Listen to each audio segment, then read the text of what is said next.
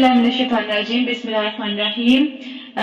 رب اشرح لی صدری ویسر لی امری واحلل عقدۃ من لسانی یفقهوا قولی رب زدنی علما رب زدنی علما رب زدنی علما۔ ہم حضرت عیسیٰ علیہ السلام کی بات کر رہے تھے سارے ٹائم پہ کہ کس طرح سے جو ہے نا اللہ تعالیٰ کے ساتھ انہوں نے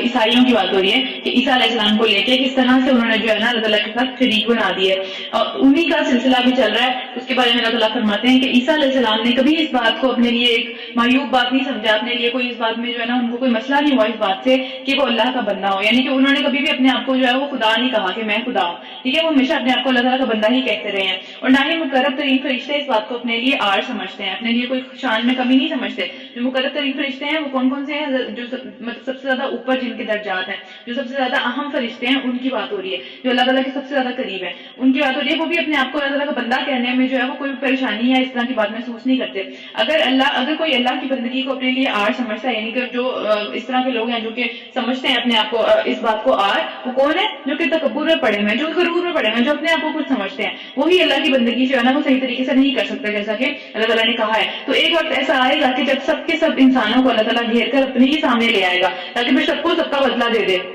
اور اس وقت وہ لوگ جنہوں نے ایمان لا کر نیک طرز عمل اختیار کیا اور جو مان گئے کہ ہاں ہم اللہ کے بندے ہیں، اللہ نے جو کہا ہے ہم وہی بات مانیں گے، ہم خود کچھ نہیں ہے، سب کچھ دیا ہوا اللہ تعالیٰ کا، یعنی جنہوں نے عاجزی اختیار کی، جو غرور میں نہیں پڑ گئے کہ بھائی نہیں ہم نہیں کریں گے بس ٹھیک ہے، تو کیا ہے کہ وہ لوگ جنہوں نے ایمان لا کر نیک طرز عمل اختیار کیا ان کے اجر پورے کے پورے پائیں گے، اور اللہ اپنے فضل سے ان کو مزید بھی عطا کرے گا۔ اچھا، اب آپ صلی اللہ علیہ وسلم کی حدیث ہے کہ ایمان والے کی نشانی کیا ہے کہ وہ عاجزی والے ہوتے ہیں، وہ اپنے آپ کو بہت زیادہ غرور میں آ کے کچھ اس طرح کی حرکتیں ہیں، اس طرح کی باتیں نہیں کرتے، وہ عاجزی والے ہوتے ہیں، وہ ہمبل رہتے ہیں، ٹھیک ہے، وہ اپنے آپ کو نیچے جھکا کے رکھتے ہیں، اور وہ نرم ہوتے ہیں، مطلب اخلاق میں، باتوں میں، طرز عمل میں، ہر معاملے میں وہ نرمی سے کام لیتے ہیں۔ پھر کیا ہے، اس کی طرح ہوتے ہیں، اس مانوس اونٹ کی طرح ہوتے ہیں جس کو جب چلایا جاتا ہے تو وہ چل پڑتا ہے، جب جس کو روکا جاتا ہے تو وہ رک جاتا ہے، اور پھر کیا ہے کہ جب اس کو جو ہے وہ کسی چٹان پر بیٹھنے کا کہا جاتا ہے تو وہ بیٹھ جاتا ہے، یعنی کہ وہ اس طرح ہر بات میں کیڑے وغیرہ نکالنا اور کہنا کہ بھائی یہ میرے شان کے مطابق نہیں ہے، میں یہاں نہیں بیٹھوں گا، یا میں یہ کون میرے سے آگے بات کر، اس طرح کی سب چیزوں سے نا وہ اوپر نکلے ہوئے ہوتے ہیں، اور صلی اللہ علیہ وسلم کی حدیث ہے یہ۔ پھر اس کے بعد کیا ہے کہ ہم بھی جو ہے جو معاشرے کے اندر اس طرح کی چیزوں، بہت ساری اس طرح کے معاملات ہیں جس کے اندر ہم آڑ محسوس کرتے ہیں، جیسے کہ نماز پڑھنا، اگر ایک محفل اس طرح کی ہے، جیسے کہ ہم تو ظاہری سی بات ہے ایک نان مسلم کنٹری میں ادھر ہم کھڑے ہو کے کہیں کہ ہم اگر نماز پڑھنی ہے، نماز کا ٹائم آ گیا، تو اس میں جو ہے وہ اب ظاہر ہم تو اللہ تعالیٰ کی بندگی کریں، کسی کو کچھ کہہ تو نہیں رہے نا اس ٹائم پہ، ارد گرد والوں سے تو کوئی لینا دینا نہیں ہے نماز کا، لیکن اس میں بھی ہم جو ہے وہ آڑ محسوس کرتے ہیں، اس میں کہتے ہیں فلاں اس محفل سے اٹھ کے کس طرح سے جائیں، اب لوگ باتیں کریں گے کہ بہت زیادہ مسلم ہے، یہ تو یہ ہے وہ ہے، ایون یہاں کی بھی ہم بات نہ کریں، پاکستان کی بھی اگر بات کریں تو وہاں پہ بھی جو ہے یہ حجاب کرنا کو، اسپیشلی نقاب کرنے کو بہت زیادہ ایک طرح سے اچھا نہیں سمجھا جا رہا آج کل سوسائٹی کے اندر، ایک طرح سے جو ہے نا وہ ان کو بہت ایکسٹریمسٹ قسم کے لوگ سمجھا جا رہا ہے، تو جو کر رہے ہیں وہ اگر اس بات کو آڑ سمجھتے ہیں، اس بات کو جو ہے نا وہ غلط سمجھتے ہیں کہ بھئی اب اللہ کی بندگی کے لیے لوگوں کو تو نہیں چھوڑا جا سکتا، اور اس طرح کے معاملات ہیں، تو مومن کی ایک شان نہیں ہے کہ وہ جو ہے نا لوگوں کو اللہ تعالیٰ سے اوپر لے کے آئے۔ تو اسی طرح حضرت عیسیٰ کا اللہ تعالیٰ نے یہاں پہ ذکر کیا کہ ان کو بھی کوئی مسئلہ نہیں تھا، وہ سارے کے سارے حکم جو ہے وہ اللہ تعالیٰ کے فالو کرتے تھے، وہ اپنی طرف سے حکم نہیں دیتے تھے، اپنی طرف سے کتاب نہیں لے کے آئے تھے، اللہ کی بات مانتے تھے۔ پھر کیا ہے کہ اللہ تعالیٰ نے کہا کہ ان کے جو لوگ جو ہے نیک راہ اختیار کریں گے، اللہ تعالیٰ اپنے فضل سے ان کو مزید بھی عطا کرے گا، یعنی جتنا انہوں نے کیا اتنا تو ملے گا ہی ملے گا، لیکن بات وہی ہے نا کہ دیتا انسان بھی جو دیتا بھی ہے وہ اپنی شان سے دیتا ہے، وہ یہ نہیں دیکھتا کہ کوئی جو مانگ رہا ہے اس کی کیا شان ہے، اس کو کس حساب سے دینا چاہیے۔ جو اعلیٰ فضل کے لوگ ہوتے ہیں جن کو اللہ تعالیٰ نے دنیا میں بہت نوازا ہے اور ان کا دل بھی کھلا ہے، تو وہ اپنی شان کے مطابق لوگوں سے معاملات کرتے ہیں، وہ ان کی شان نہیں دیکھتے کہ بھئی یہ تو اس کو لیے تو اتنا سا بھی کافی ہوگا، تو اس طرح سے نہیں دیکھتے، ٹھیک ہے، تو اچھے معاملات کے اندر اپنی فضل کے اندر بات کرتے ہیں، تو اللہ تعالیٰ کی بھی شان ہے، ظاہری سی بات ہے، اللہ تعالیٰ کی جو شان ہے اللہ اس کے مطابق اجر زیادہ کرے گا، بڑھائے گا اجر جو ہے لوگوں کے۔ اور پھر کیا، جن لوگوں نے عبادت کو آڑ سمجھا اور تکبر کیا، ان کے لیے اللہ نے دردناک عذاب تیار کر رکھا ہے، اور اللہ کے سوا جن کی ان کو لگتا ہے کہ بھئی اس کی مدد مل جائے گی، اس کی ایک طرح سے جو ہے نا اس کا سہارا مل جائے گا، اور جس پہ بھی وہ بھروسہ کرتے ہیں وہ ان سب میں سے کسی کو بھی وہاں نہیں پائیں گے، اللہ کے سامنے کوئی نہیں کھڑا ہو سکے گا، ٹھیک ہے، دنیا میں جس کو مرضی اللہ کے سامنے کھڑا کر دیں، لیکن اوپر جا کے وہاں اس جگہ پہ جہاں پہ یہ معاملہ ہو رہا ہوگا وہاں پہ کوئی بھی اللہ کے سامنے ٹک نہیں سکے گا۔ ٹھیک ہے، لوگوں تمہاری رب کی طرف سے تمہارے پاس روشن دلیل آ گئی ہے، یعنی کہ قرآن کی بات ہو رہی ہے، اور ہم نے تمہاری طرف ایسی واضح نور بھیج دی ہے جو تمہیں صاف صاف راستہ دکھانے والی ہے، یعنی کہ قرآن کی ہی یہاں پہ بات ہو رہی ہے ہر چیز کے بارے میں۔ نور بیسیکلی یہاں پہ اس لیے کہا گیا ہے کیونکہ نور راستہ دکھاتا ہے، ٹھیک ہے، اندھیرے کے اندر جو بھٹک رہے تھے وہاں پہ سارے لوگ، جو کہ مطلب کہ عرب کے اندر سارے لوگ بھٹک رہے تھے، اس میں کیا ہوا ایک ایسی واضح روشنی آ گئی کہ راستہ صاف نظر آنا شروع ہو گیا کہ یہ کرنا ہے یہ نہیں کرنا۔ اسی طرح ہماری زندگیوں کے اندر بھی ہر وقت ہر ہر روز ہی، ٹھیک ہے، ہر روز میں بھی کئی دفعہ اس طرح کے معاملات آتے ہیں کہ ہمیں سمجھ میں نہیں آتا کرنا کیا، تو اس میں صحیح راستہ دیکھنا کہ جانا کس طرف ہے، کس طرف سے جو ہے وہ ہم دنیا میں بچ سکتے ہیں، آخرت میں بھی بچ سکتے ہیں، اس کے لیے دیکھنے کی چیز جو ہے وہ یہ روشنی ہے، یہ قرآن کی بات ہو رہی ہے۔ اور پھر کیا ہے، اب جو لوگ اللہ کی بات مان لیں گے، ظاہر سی بات ہے راستہ نظر آ گیا، اس پہ چلنے کا اختیار تو ہمارا اپنا ہے نا کہ ٹھیک ہے یہ کرنا ہے یا نہیں کرنا، تو اس میں کیا ہے کہ اب جو لوگ اللہ کی بات مان لیں گے وہ ہر خوشی اور ہر غم میں کیا کریں گے کہ اللہ کو ہی اپنا مددگار بنائیں گے، تو اسی میں پناہ ڈھونڈیں گے، اللہ تعالیٰ کے پاس ہی واپس آئیں گے۔ ہر خوشی میں، ہم غم میں تو آتے ہیں، اس میں تو کوئی شک ہی نہیں ہے، ہم سیلفش ہیں سارے کے سارے، لیکن خوشیوں میں ہم اللہ کے پاس نہیں آتے، خوشیوں میں ہم کیا کرتے ہیں کہ ڈفرنٹ اور معاملات کے اندر پڑ جاتے ہیں، یہ اللہ کے پاس واپس نہیں آتے، اللہ کا شکر ادا نہیں کرتے اس ٹائم پہ، تو کیا ہے کہ وہ ہر خوشی اور ہر غم میں پھر اللہ کے پاس ہی جاتے ہیں، اور اللہ ان کو اپنی رحمت اور اپنے فضل کرم کے دامن میں لے لیتا ہے، دنیا میں بھی اور آخرت میں بھی، اور اپنی طرف آنے کا سیدھا راستہ دکھا دیتا ہے۔ اب دنیا کے اندر یہاں پہ آج کل جو حالات ہیں ہمیں پتا ہے کہ بھائی مسلمانوں کے بھی اتنے زیادہ فرقے ہیں کہ ہمیں سمجھ نہیں آتا کہ اگر ہمیں چلنا ہے کس کے اوپر چلیں، ٹھیک ہے، لیکن اللہ تعالیٰ کا یہ وعدہ ہے کہ جو آنا چاہے گا اللہ تعالیٰ اس کو اپنی طرف آنے گا، یعنی کسی دوسرے کی طرف جانے کا نہیں، یعنی کہ اللہ تعالیٰ اس کو بانٹے گا نہیں کہ یہاں چلے جاؤ وہاں چلے جاؤ، وہ راستہ اپنا لو، اس فلاں بندے نے یہ کہا ہے، اس امام کے پیچھے نماز نہیں پڑھی، اس طرح کے سارے جتنے بھی ہمارے اختلافات ہیں وہ سارے کے سارے ختم کر کے اللہ تعالیٰ اس کو اپنی طرف سیدھے راستے کے اوپر جو ہے وہ لے آتا ہے، جو سیدھا اللہ تعالیٰ کی طرف جاتا ہے۔ ٹھیک ہے کہ دوبارہ سے وراثت کے بارے میں بات آ رہی ہے، اے نبی صلی اللہ علیہ وسلم، لوگ تم سے کلالہ کے بارے میں فتویٰ پوچھتے ہیں۔ کلالہ وہ انسان ہوتا ہے، میں نے آپ کو پہلے بھی بتایا، ہم نے جو وراثت کا سارا قانون پڑھا تھا اس میں کیا تھا، سارے کے سارے معاملات بتائے گئے تھے، لیکن اس میں جو بیسک حقدار ہوتے ہیں وراثت کے، کسی کے بھی وراثت کے، وہ ڈائریکٹ دو لوگ ہوتے ہیں۔ دو کون ہوتے ہیں؟ ایک نیچے والے یعنی کہ اولاد، اور ایک اوپر والے یعنی کہ ماں باپ۔ ڈائریکٹلی جو ہے وہ یہ دو لوگ جو ہیں ایک طرح سے وہ وراثت کے حقدار ہوتے ہیں، اور بیوی بھی ہوتی ہے ساتھ میں کیونکہ وہ آپ کی بالکل ساتھ چل رہی ہوتی ہے، ٹھیک ہے، تو کیا ہے، اور شوہر۔ تو لیکن بات یہ ہے کہ ان دونوں، اگر کلالہ وہ ہے نہ جس کی بیوی ہے، نہ جس کا شوہر ہے، نہ اس کی اولاد ہے، نہ ہی اس کی کوئی ماں باپ ہے، یعنی اس کا ڈائریکٹلی جو لینے والے ہیں وہ کوئی بھی نہیں ہے، تو کلالہ اس بندے کو کہتے ہیں جس کا ڈائریکٹلی کوئی بھی ایک طرح سے سمجھ لے وراثت کا حقدار نہیں بچا ہے ہی دنیا میں، کوئی اس طرح کا معاملہ ہے، ٹھیک ہے۔ تو کلالہ کے بارے میں فتویٰ پوچھتے ہیں، ساری بات اللہ نے سارے معاملات کلیئر کر دیے، ویسے پیچھے تو سارے معاملات ہو گئے ہیں، لیکن کلالہ کے بارے میں پہلے بھی ہم نے پڑھا لیکن وہ اتنا واضح نہیں تھا، تو لوگوں نے دوبارہ سے پوچھا آپ صلی اللہ علیہ وسلم سے، تو اللہ تعالیٰ نے دوبارہ سے فتویٰ دیا کہ کہو اللہ تمہیں فتویٰ دیتا ہے، اگر کوئی شخص، اگر کوئی مرد، یعنی یہاں پہ مرد کی بات ہو رہی ہے، اگر کوئی مرد جو بے اولاد مر جائے اور اس کی ماں بھی نہ ہو، ظاہر سی بات ہے اوپر بھی کوئی نہیں نیچے بھی کوئی نہیں ہے، اور پھر کیا ہے کہ اس کی ایک بہن ہو، یعنی اس کی بہنوں اور بھائیوں کے اوپر معاملہ چلا جائے گا، ٹھیک ہے، کہ اس کی ایک بہن ہو تو اس کے ترکے میں سے آدھا پائے گی، آدھا اس کو مل جائے گا اس کے سارے کی ساری جائیداد کے اندر سے۔ اور اگر کوئی لڑکی بے اولاد مر جاتی ہے، پہلے مرد کی بات ہوئی ہے، اگر کوئی عورت جو ہے بے اولاد مر جاتی ہے اور اس کا بھائی ہے کوئی ایک، تو کیا ہوگا، اس کو سارے کے سارے کا وارث ہو جائے گا، اس کی ساری جائیداد کا وارث وہ ہوگا، ٹھیک ہے۔ اگر میت کی وارث دو بہنیں ہوں، یعنی ہو سکتا ہے کہ دو بہنیں ہوں، تو پھر کیا ہے کہ ترکے میں سے وہ 2/3 یعنی کہ 3 حصے کریں گے اور ان میں سے 2 حصے ان بہنوں کو ملیں گے۔ پھر کیا ہے کہ اگر بھائی ہوں، بہن بھائی ہوں، یعنی کہ صرف بہنیں نہیں ہیں صرف بھائی بھی نہیں ہے، مکس ہے، ایک اس کے بہن بھائی مکس ہیں، تو پھر کیا ہے کہ اگر کئی بہنیں ہوں اور کئی بھائی ہوں، تو پھر کیا ہے کہ عورتوں کو ایک حصہ ملے گا اور مردوں کو 2 حصہ ملے گا۔ یہ وہی والی بات ہے جو کہ ہم پہلے بھی کر چکے ہیں کہ مردوں کا 2 حصے ہیں اور عورتوں کا ایک حصہ ان کے مقابلے میں، ٹھیک ہے۔ اللہ تمہارے لیے ایک کام واضح کرتا ہے تاکہ تم بھٹکتے نہ پھرو، اور اللہ ہر چیز کا علم رکھتا ہے، یعنی کہ یہ والا جو واضح ایک اللہ کا احسان ہے، اللہ تعالیٰ پہلے بتا چکے ہیں ہمیں اللہ کے بارے میں، لیکن کیا ہے کہ یہاں پہ اللہ تعالیٰ نے کھول کے ہر چیز واضح کر کے بتا دی تاکہ ہم بھٹکتے نہ پھریں۔ ٹھیک ہے کہ یہ والے جو آپ صلی اللہ علیہ وسلم ایک حدیث کی ایک روایت کے مطابق آپ صلی اللہ علیہ وسلم سب سے زیادہ احتیاط اس طرح کے معاملات میں کرتے تھے جن کے اندر جو ہے نا یہ کلالہ والا معاملہ آ جاتا تھا، کیونکہ اس کا ڈائریکٹلی کوئی آنے والا کوئی سوال کرنے والا اس طرح بندہ نہیں ہوتا تھا، تو بہت زیادہ احتیاط سے یہ والے معاملے کیے جاتے تھے کہ جو حقدار ہیں ان کو ان کا حق مل جائے۔ ٹھیک ہے، یہاں پہ یہ سورت ختم ہو رہی ہے، سورہ نساء یہاں پہ ختم ہو رہی ہے، ہم سورہ مائدہ شروع کرنے لگے ہیں۔ بسم اللہ الرحمن الرحیم۔ اچھا، اس کے بارے میں پہلے یہ چیز نوٹس کر لیں کہ یہ جو سورہ مائدہ ہے اس کے اندر ہی وہ آیت ہے کہ آج میں نے تم پر اپنا دین مکمل کر دیا، یہ والی جو آیت ہم پڑھتے ہیں کہ آخری ٹائم پہ، بہت آخری ٹائم پہ یہ آیت نازل ہوئی تھی، تو بات یہ ہے کہ یہ والی جو آیت اس سے ثابت یہ ہوا کہ یہ جو پوری صورت ہے یہ بہت زیادہ اینڈ والے دنوں میں نازل ہوئی ہے، بہت زیادہ آخری صورتوں کے اندر سے یہ صورت ہے ایک، اور اس کے اندر سے کوئی بھی جو حکم اللہ تعالیٰ نے دیا ہے ان کے اندر وہ کوئی بھی منسوخ نہیں ہے۔ پیچھے ہم نے پڑھا شراب کا وہ جو حکم تھا کہ شراب کا جو ہے نا وہ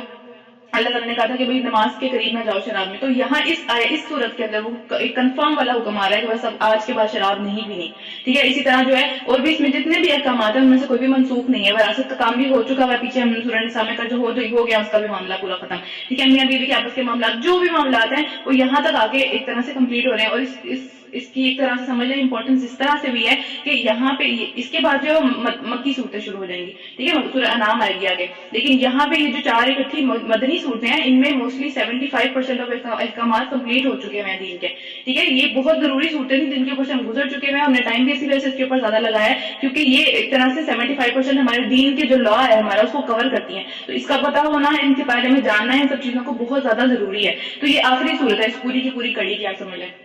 پھر کیا ہے کہ اس کے اندر جو پورے قرآن کے اندر اللہ تعالیٰ نے یا ایھا الذین آمنو، یعنی اے لوگوں جو ایمان لائے، ایمان لائے ہوئے لوگوں سے اللہ تعالیٰ نے حکم دیا یا خطاب کیا یا بات کی ہے، ٹھیک ہے، وہ پورے کے پورے قرآن میں 88 دفعہ اللہ تعالیٰ نے یہ بات کی ہے، اور اس صورت میں صرف اس صورت میں 16 دفعہ اس بات پہ بات ہوئی ہے، یعنی کہ اس صورت میں قرآن میں سب سے زیادہ ایمان والوں سے بات ہو رہی ہے۔ تو ہم سب نے اب یہ دیکھنا ہے کہ یہ صورت ہمارے لیے بہت زیادہ ضروری ہے، ٹھیک ہے، تو اس کے اندر جتنے بھی احکامات ہیں، جس بھی چیز پہ زور دیا گیا، جس چیز پہ نہیں دیا گیا، وہ ساری کی ساری آج بھی ویلڈ ہے، اس میں سے کوئی بھی چیز اس طرح نہیں ہوا کہ اللہ تعالیٰ نے ایک اور آیت اس کے اوپر نازل کر دی، ایسا نہیں ہوا، ساری کی چیزیں آج بھی ویلڈ ہے، ٹھیک ہے۔ تو اس کو ہم انشاءاللہ اسٹارٹ کرتے ہیں۔ بسم اللہ الرحمن الرحیم۔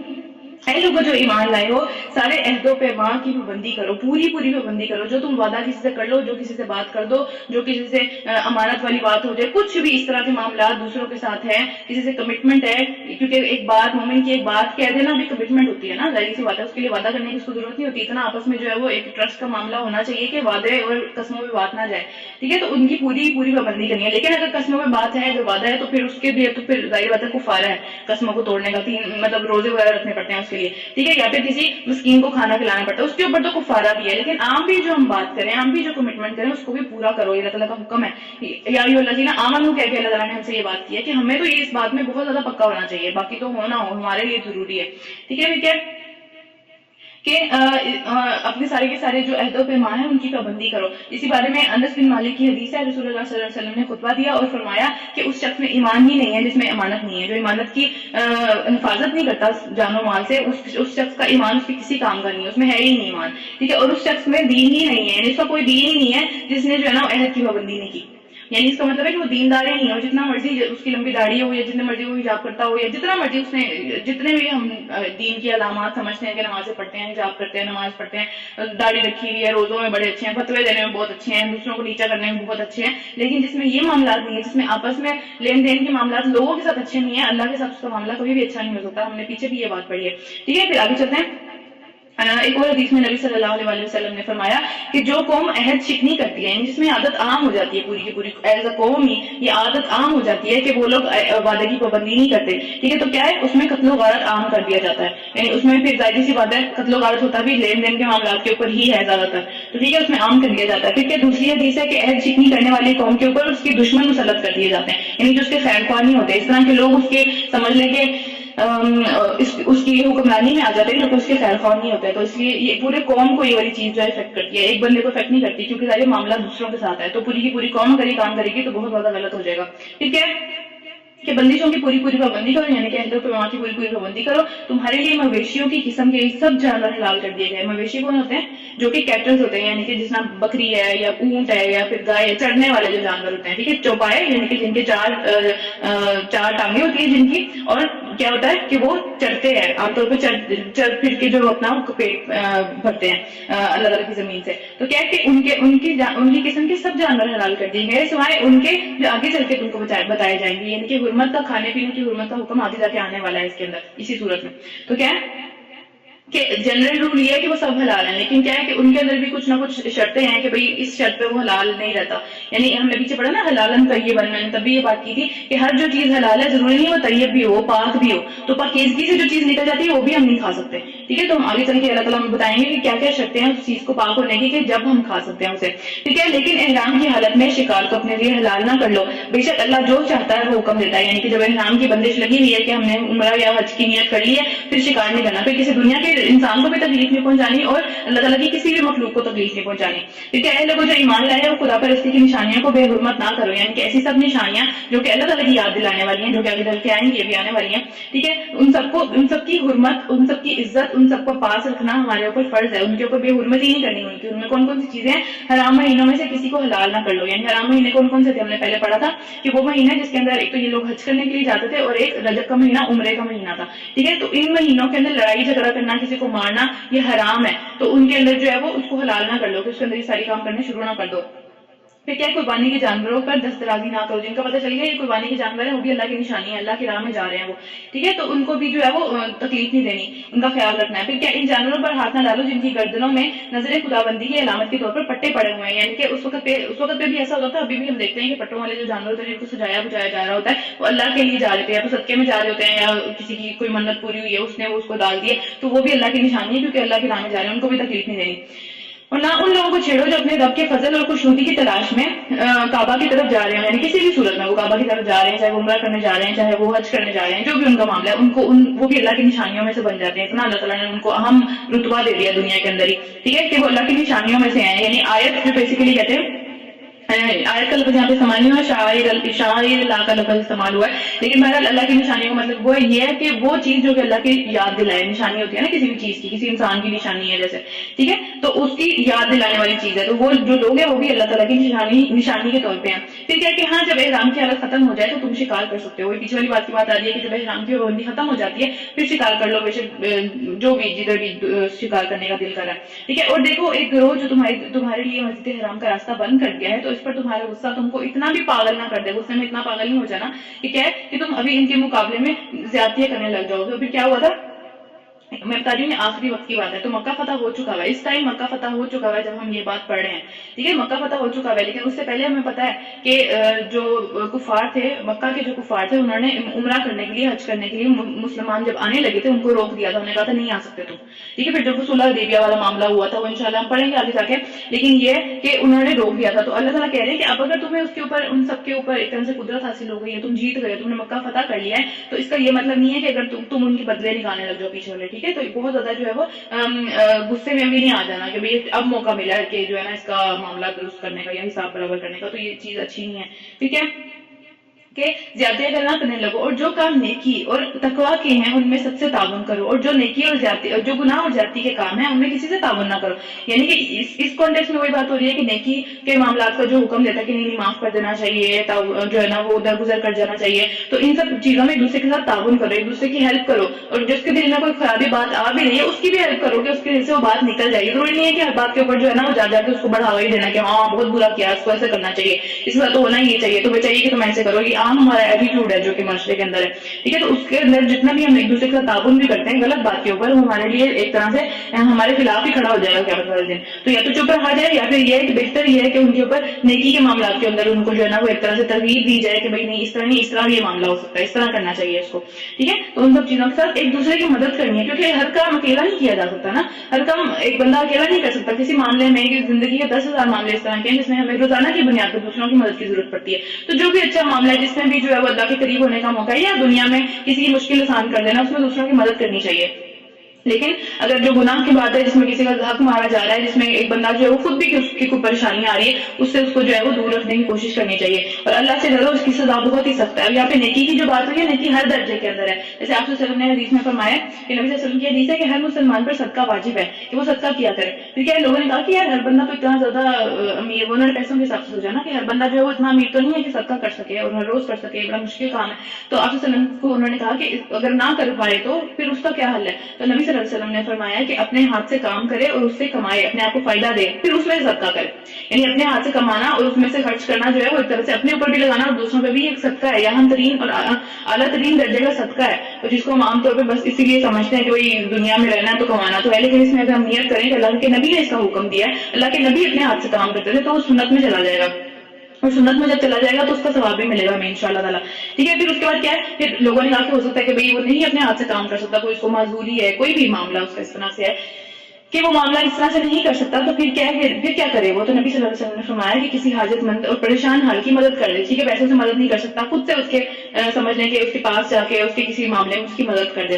پھر کیا ہے کہ اب پھر سے صحابہ نے کہا کہ بھئی نہیں، ہو سکتا ہے کہ وہ معذور ہو، نہیں مدد کر سکتا، کچھ بھی معاملات تو ہو سکتے ہیں نا، ظاہر سی بات ہے، تو نبی صلی اللہ علیہ وسلم نے فرمایا کہ پھر وہ خیر کا حکم دے، ٹھیک ہے، اگر وہ خیر کا حکم بھی نہیں دے سکتا تو پھر ایٹ لیسٹ درجے کا صدقہ یہ ہے کہ جو روزانہ کی بنیاد پہ کرنے کی ضرورت ہے، لیسٹ درجے کا صدقہ یہ ہے کہ وہ اپنے خود بری باتوں سے روکا رہے، خود نہ کرے وہ برا کام، تو اس کے لیے ایک طرح سے صدقہ ہو جائے گا، تو جو نیکی یہاں پہ بات ہوئی ہے وہ ہر درجے کے اندر ہے، ان سب درجوں کے اندر دوسروں کی مدد کرنی چاہیے، جو بھی ہم نے بات کی ہے جس کے اوپر، ٹھیک ہے، آگے چلتے ہیں۔ یہاں پہ اب وہ بات آ رہی ہے کہ کون کون سی چیزیں ہم پہ حرام کر دی گئی ہیں. تم پر حرام کیا گیا ہے مردار، یعنی جو مری ہوئی چیز اگر تم پاؤ چاہے وہ حلال بھی ہے، جیسے بکرا ہے جو چپائے اللہ تعالیٰ نے پیچھے کہا کہ تم پہ حلال کیے گئے ہیں، تو کیا ہے کہ ان سب چیزوں کو اگر تم پاؤ لیکن وہ مرا ہوا ہے تو پھر وہ حلال نہیں ہے. ٹھیک ہے. پھر کیا ہے خون، یعنی کہ اگر کسی چیز کے اندر خون رہ گیا ہوا ہے جو کہ خون صحیح طریقے سے نکلا نہیں ہے، اس کو ذبح صحیح طریقے سے نہیں کیا کہ اس کو صحیح طریقے سے خون نکل جائے، تو وہ چیز بھی حلال نہیں ہے. پھر کیا سور کا گوشت تمہیں پتہ ہی ہے. ٹھیک ہے. اور وہ جانور جو خدا کے سوا کسی اور کے نام پہ ذبح کیا گیا ہو، یعنی کہ فرض کریں کسی بھی آستانے کے اوپر کسی منت کے طور پہ اس کے نام پہ وہ چیز ذبح کی گئی ہے تو وہ ہم پہ حلال نہیں ہے. ٹھیک ہے. اور پھر کیا ہے کہ جو گلا گھٹ کر یا چوٹ کھا کر یا بلندی سے گر گئی، یعنی کہ اس کی فزیکل اس کی جو ہے نا وہ کوئی طبعی قسم کی موت ہو گئی ہے، جو کہ ہو جاتی ہے جانوروں میں، ظاہر سی بات ہے، لڑتے بھی ہیں جانور، یا ٹکر کھا کے مارا ہو جیسے کہ لڑنے سے. ٹھیک ہے. کسی نے سینگ مارا ایک دوسرے کو، وہ مر گیا. تو کیا اس طرح سے جس کی بھی کوئی بھی طبعی موت ہو گئی ہے، یعنی کہ اس کو ہم نے ذبح نہیں کیا اللہ تعالیٰ کے نام پہ، جس کی طبعی موت ہو گئی ہے اس کو جو ہے وہ حرام ہو جاتے ہیں ہمارے لیے، اس کو ہم کھا نہیں سکتے. پھر کیا ہے جسے کسی درندے نے پھاڑ دیا ہو، یعنی کہ فرض کریں کسی شیر نے کسی چیز کا شکار کیا اور آپ نے اس کو پکڑ لیا. ٹھیک ہے. شیر بھاگ گیا، آپ نے اس کو پکڑ لیا، پھر وہ بھی نہیں کھا سکتے کیونکہ اس کو شیر کا منہ لگا ہوا ہے. ٹھیک ہے. کسی بھائی اس کے جسے تم نے زندہ پا کر ذبح کر لیا ہو، یعنی ان سب چیزوں کے اندر سے، یعنی کہ فرض کریں کہ جو ہے وہ گلا گھٹ کے بھی مرا نہیں ہے، مرنے ہی والا ہے لیکن مرا نہیں ہے، زندہ پا لیا، چوٹ کھا کے بھی مرا نہیں ہے، بلندی سے گر کے بھی مرا نہیں ہے، ان سارے کاموں کے اندر وہ بھی مرا نہیں ہے، اپنے زندہ پا کے اس کو اچھی طریقے سے ذبح کر لیا اللہ کا نام لے کے اس کے اوپر، پھر وہ حلال ہو جاتا ہے، پھر کھا سکتے ہیں. ٹھیک ہے. کہ اور جو کسی آستانے پر ذبح کیا گیا ہو، یعنی کہ کسی بھی اس طرح کے دربار کے اوپر، کسی بھی اس طرح کے قبروں کے اوپر، یا کچھ بھی آستانے بتائیے ہمیں کیا ہوتے ہیں. ٹھیک ہے. ان سب چیزوں کے اوپر چاہے اللہ کے نام پہ بھی ذبح کیا گیا ہے، اگر وہاں پہ ذبح کیا گیا اسپیشلی تو وہ نہیں کھا سکتے، وہ حرام ہے ہمارے لیے. ٹھیک ہے. کہ یہ بھی تمہارے لیے ناجائز ہے کہ پانسوں کے ذریعے اپنی قسمت کا حال معلوم کرو، یعنی کہ ہاتھ دکھانا، طوطے کے ذریعے قسمت معلوم کرنا، یا پھر جو ہے وہ تیروں کا کام. پانسا ویسے بھی تیروں کو کہتے ہیں، اس ٹائم وہ ایسا کرتے تھے کہ تیر پھینکتے تھے، تیر جہاں پہ لگ جاتا تھا اس کو کہتے تھے کہ ہاں یہ ہونے والا ہے شاید آگے. ٹھیک ہے. تو یہ سب کے ساتھ کام جو ہے اللہ تعالیٰ نے کہا ہے فسق میں سے ہیں، یعنی کہ حد سے بڑے ہوئے کام ہیں، یہ ہماری ایک طرح سے لمٹ میں نہیں آتے یہ سارے کے سارے کام. پھر کیا ہے کہ آج کافروں کو تمہارے دین کی طرف سے پوری مایوسی ہو چکی ہے، لہٰذا تم ان سے نہ ڈرو بلکہ مجھ سے ڈرو. یعنی اب ایسا معاملہ آ گیا ہوا ہے کہ جس کے اندر جو ہے وہ کافر بالکل مایوس ہو گئے ہیں، اور وہ کسی بھی طرح سے اس کو روک نہیں سکتے، یہ پھیل کے رہے گا، وہ پھیل بھی چکا ہے، ساری بات ہے، مکہ فتح ہو چکا ہے. تو پھر کیا ہے کہ لہٰذا تم ان سے نہ ڈرو بلکہ مجھ سے ڈرو. آج میں نے تمہاری آیت آ رہی ہے. پھر کیا ہے آج میں نے تمہارے دین کو تمہارے لیے مکمل کر دیا، اور اپنی نعمت کو اور اپنے احسان کو تم پر ختم کر دیا، پورا کا پورا ہو گیا میرا احسان، جو میں نے احسان تھا میرا. ٹھیک ہے. وہ پورا کا پورا کمپلیٹ ہو گیا ہے، اور اب تمہارے لیے اسلام کو دین کے طور پہ میں نے قبول کر لیا، یعنی کہ اب کوئی بھی اور دین قبول نہیں کیا جائے گا، صرف اسلام ہی قبول کیا جائے گا.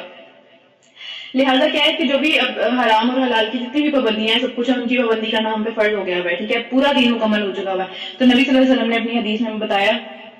کہ جو چیز تمہیں جنت کے قریب کر سکتی ہے، دنیا میں کوئی بھی ایسی چیز ہے جو کہ تمہیں جنت کے قریب کر سکتی ہے، میں نے اس کا حکم دے دیا ہوا ہے. اب مزید اس میں کوئی بھی چیز ایسی نہیں ہے جو کہ جنت کے قریب کرنے والی ہو. ٹھیک ہے. اور پھر کیا جو چیزیں تمہیں جہنم میں لے جا سکتی ہیں، اور ان سے میں نے ان سب چیزوں سے میں نے روک دیا ہوا ہے. ٹھیک ہے. تو جو حلال اور حرام کی پابندیاں ہیں، جو ایک طرح سے جس چیز کا نبی صلی اللہ علیہ وسلم نے حکم دے دیا ہے وہ کمپلیٹ ہے اس معاملے میں کہ وہ ہمیں جنت کی طرف لے کے جا سکتی ہے، اور جس چیز سے روک دیا ہے وہ بھی کمپلیٹ ہے اس معاملے میں کہ وہ جہنم سے روک سکتی ہے. پھر اپنی طرف سے چیزیں ایڈ کرنا کہ نہیں یہ بھی اچھا کام ہے، یہ بھی اچھا کام ہے، یہ بھی اچھا کام ہے. تو جو نبی نے نہیں کیا وہ ہم نے نہیں کرنا. ٹھیک ہے. نبی صلی اللہ علیہ وسلم نے بتا دیا کہ یہ دین کمپلیٹ ہو گیا. اس کے علاوہ اللہ تعالیٰ نے یہاں پہ بھی بات کی ہے تمہارے طرف سے دین کو میں نے صرف اسلام کو ہی قبول کرنا ہے، اس کے علاوہ کوئی اور چیز نہیں آئے گی. اسلام کا مطلب ہے کہ اسلام کمپلیٹ ہے، اس کے ارد گرد سے چیزیں نکال کے اپنی طرف سے ایڈ کرنا، چاہے اچھے کاموں کی بات ہی ہو رہی ہو،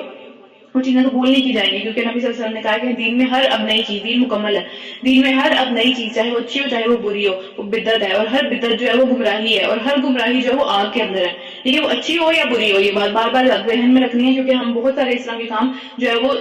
جو سنت سمجھ کے کر رہے ہوتے ہیں جو کہ سنت نہیں ہے. ٹھیک ہے. نبی صلی اللہ علیہ وسلم نے فرمایا کہ جہاں پہ بھی ایک بدعت جو ہے نا وہ عام ہوتی ہے وہاں پہ ایک سنت مر جاتی ہے. تو سنت کا ثواب ہے، بدعت کا ثواب نہیں ہے، بدعت آگ کے اندر ہے. تو اس لیے سنتوں کو زندہ کرنا چاہیے بجائے اس کے کہ جو ہے نا ہم اس طرح کے ڈفرینٹ کام کرتے رہیں جس کی وجہ سے جو ہے نا ہمارے یہاں پہ ٹائم بھی ضائع ہوتا رہے اور ہمیں کوئی فائدہ بھی نہ ہو آخر میں. ٹھیک ہے.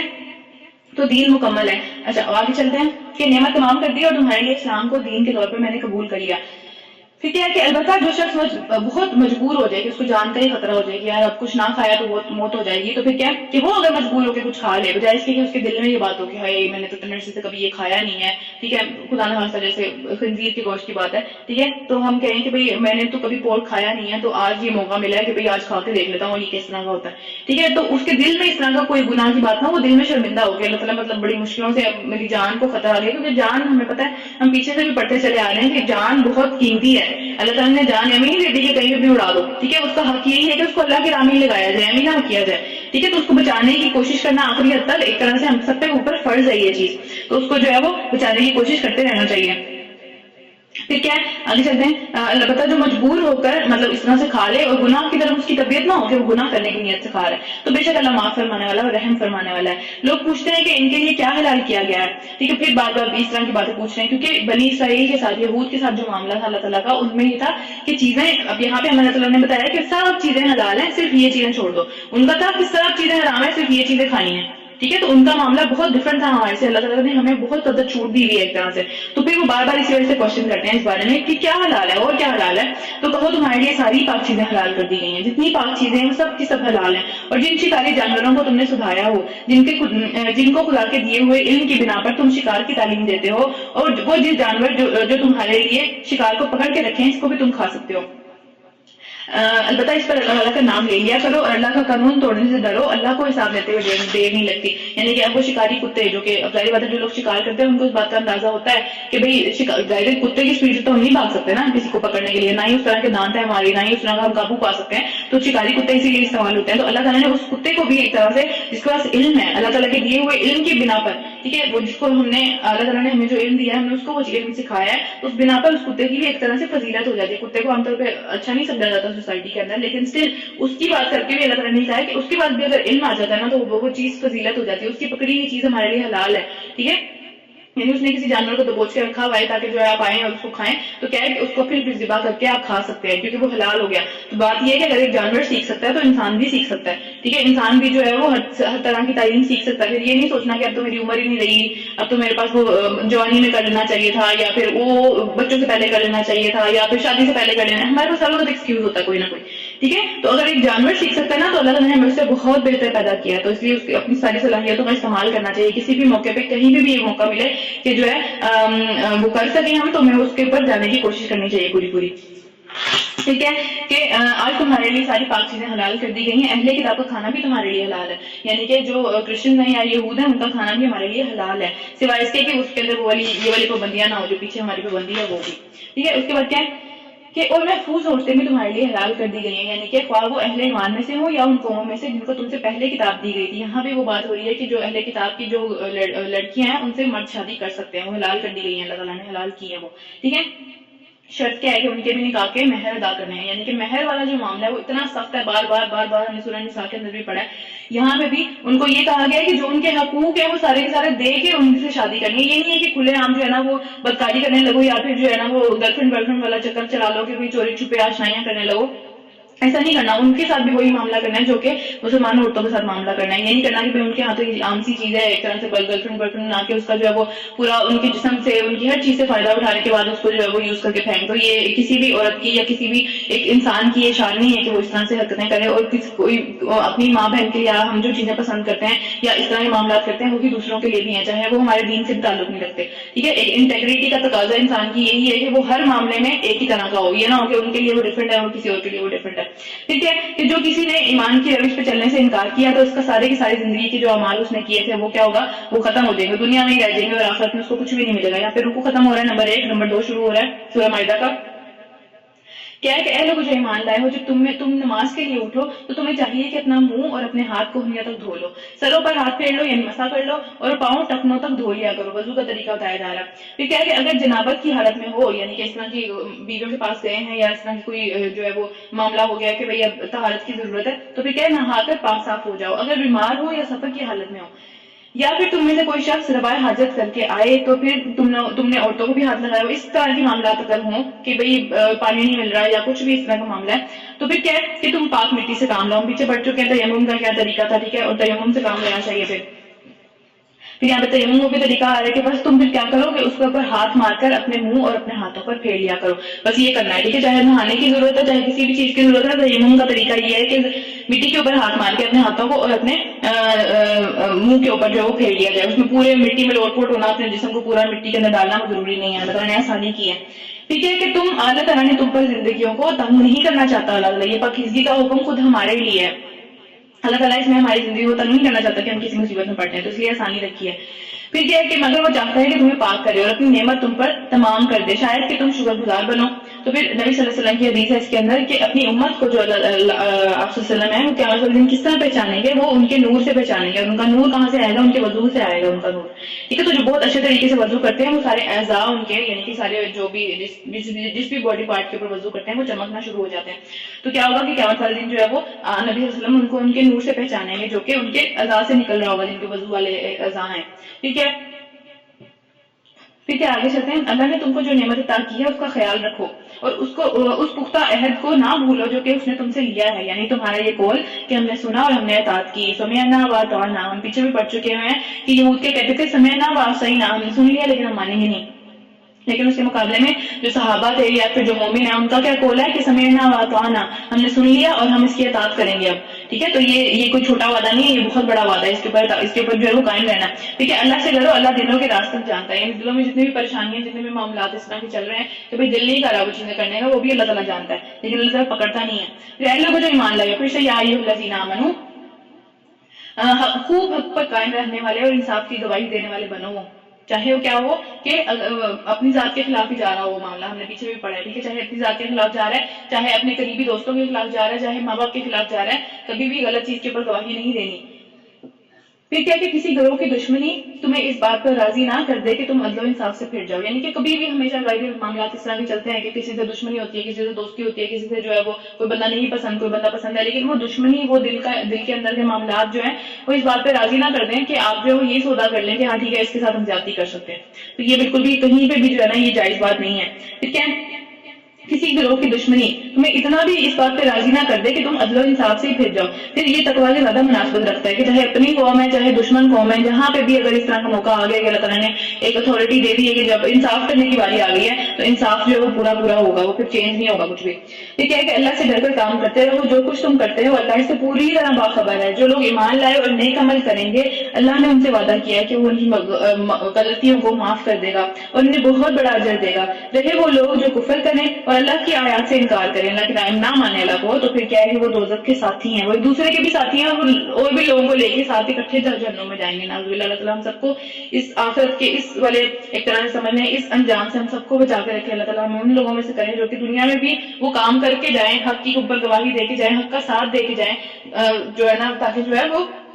ہم لوگ آخرت میں بچ سکیں. اسی بارے میں نبی صلی اللہ علیہ وسلم کی حدیث ہے کہ بے شک عدل و انصاف والے نور کے ممبروں پہ ہوں گے قیامت والے دن. ٹھیک ہے، ان کو اللہ تعالیٰ جو ہے نور کے تخت عطا فرمائیں گے جس کے اوپر جو ہے وہ بیٹھے ہوئے ہوں گے، مطلب قیامت والے دن کی بات ہے یہ. ٹھیک ہے، پھر اس کے بعد کیا ہے کہ جو اللہ کے دائیں طرف ہوں گے، یعنی کہ رحمان کی دائیں طرف ہوں گے. اور پھر نبی صلی اللہ علیہ وسلم نے فرمایا کہ اللہ کے دونوں ہاتھ ہی دائیں ہیں، اللہ کا بایاں ہاتھ نہیں ہے. کس طرح سے یہ اس بارے میں بحث کرنے کا فائدہ بھی کوئی نہیں ہے، نہ ہی اللہ تعالیٰ نے یہ دی ہے، لیکن آگے وسلم کی حدیث ہے. اس کے بعد کیا ہے، یہ وہ لوگ ہیں جو اپنے فیصلوں میں، اپنے گھر والوں میں اور اپنے سبارڈینیٹس میں، یعنی کہ اپنے نیچے جو لوگ ہیں جن کے اوپر ان کو اتھارٹی دی گئی ہے، جیسے کہ بچے ہیں یا پھر اگر ہم کسی آفس میں کام کر رہے ہیں اس کے نیچے جو لوگ ہیں، ٹھیک ہے، ان کے درمیان میں عدل کرتے ہیں، اپنے گھر والوں میں بھی عدل کرتے ہیں، اپنی ذات کے بارے میں بھی عدل کرتے ہیں. جہاں پہ غلطی ہوتی ہے مان لیتے ہیں کیا غلطی ہوئی ہے، میں اتنا بڑا مسئلہ نہیں ہے، میرے سے غلطی ہوئی ہے. ٹھیک ہے، اس کے بعد کیا ہے کہ اپنے گھر والوں کے بھی جو ہے ان کے فیصلوں میں بھی عدل سے کام لیتے ہیں، اس میں جو مظلوم ہے اس کا ساتھ دیتے ہیں، اگر چاہے پیرنٹس ہیں چاہے بچے ہیں جو بھی ہے. ٹھیک ہے، ان کے اور اس کے بعد کیا ہے کہ اپنے ماتحتوں کے درمیان میں جن کو اللہ تعالیٰ نے ان کے اوپر ایک طرح سے سمجھ لیں ان کے نیچے انڈر کر دیا، اس کے ان کے درمیان میں بھی عدل کرتے ہیں. ٹھیک ہے کہ اے لوگوں جو ایمان لائے ہو، پھر سے یا ایھا الذین آمنو، اللہ تعالیٰ کے اس احسان کو یاد کرو جو اس نے ابھی تم پر کیا ہے. ابھی کی بات ہو رہی ہے، یعنی اس ٹائم پہ کیا ہوا تھا، ابھی آگے چل کے پڑھتے ہیں کیا تھا. لیکن یہ کہ جبکہ ایک گروہ نے تم پر ہاتھ بڑھانے کا ارادہ کر ہی لیا تھا مگر اللہ تعالیٰ نے ان کے ہاتھ تم پر اٹھنے سے روک دیے. اللہ اسے ڈر کر کام کرتے رہو. اللہ تعالیٰ ایمان والوں کے لیے اللہ تعالیٰ پہ بھروسہ کرنا ہی کافی ہے، یعنی کہ اللہ تعالیٰ پہ بھروسہ کرنا چاہیے ایمان والوں کو. تو ٹھیک ہے، اب یہ بھی اللہ تعالیٰ کا ایک احسان ہے. ہم دنیا کے اندر آج بھی دیکھیں، ٹھیک ہے، تو بہت ساری اس طرح سے ہوتا ہے کہ پچھلے دنوں بھی کہ ورلڈ وار 3 ہونے لگے، تو ایک طرح سے اللہ تعالیٰ نے اس کو معاملے کو ہی ٹھنڈا کر دیا. تو پوری اس طرح کی جو چیزیں ہوتی ہیں دنیا کے اندر کہ جس کے اندر جو ہے وہ ایسا لگتا ہے کہ ابھی ایک خوف کی کیفیت تاری ہوئی ہوتی ہے، لیکن اللہ تعالیٰ پھر امن دے دیتے ہیں. اللہ تعالیٰ کا احسان ہوتا ہے. ٹھیک ہے، اللہ تعالیٰ بار بار ان چیزوں کے اوپر ہمیں بتا رہے ہیں کہ اس احسان کو یاد رکھنا چاہیے. لیکن اس ٹائم پہ اسپیسیفکلی کس وقت کی بات ہو رہی ہے، یہ اسپیسیفکلی اس وقت کی بات ہو رہی ہے کہ جب جو ہے نا ایک دفعہ ایسا ہوا کہ مطلب بہت اینڈ کی بات ہے کہ یہود نے کیا کہ بھئی اب تو مکہ بھی فتح ہو گیا ہے اور اب تو کوئی بھی چانس نہیں بچا اس کو ختم کرنے کا، اس دین کو ختم کرنے کا. تو ہمیں چاہیے کہ ہم جو ہے نا وہ سب کے سب اچھے اچھے جو بڑے بڑے صحابہ ہیں ان کو نبی صلی اللہ علیہ وسلم کو اپنے گھر دعوت پہ بلائیں، اور جیسے یہ سارے اکٹھے ہو جائیں تو ان کو نعوذ باللہ قتل کر دیں سب کو. ٹھیک ہے، تو یہ انہوں نے ایک طرح سے جو ہے نا وہ اسکیم بنائی تھی، لیکن اللہ تعالیٰ نے ظاہر بات ہے وہی کے تھرو اللہ تعالیٰ نے نبی صلی اللہ علیہ وسلم کو بتا دیا پہلے سے ہی، اور کیا ہوا کہ یہ لوگ گئے نہیں وہاں پہ. تو اس بارے میں بھی بات ہو رہی ہے.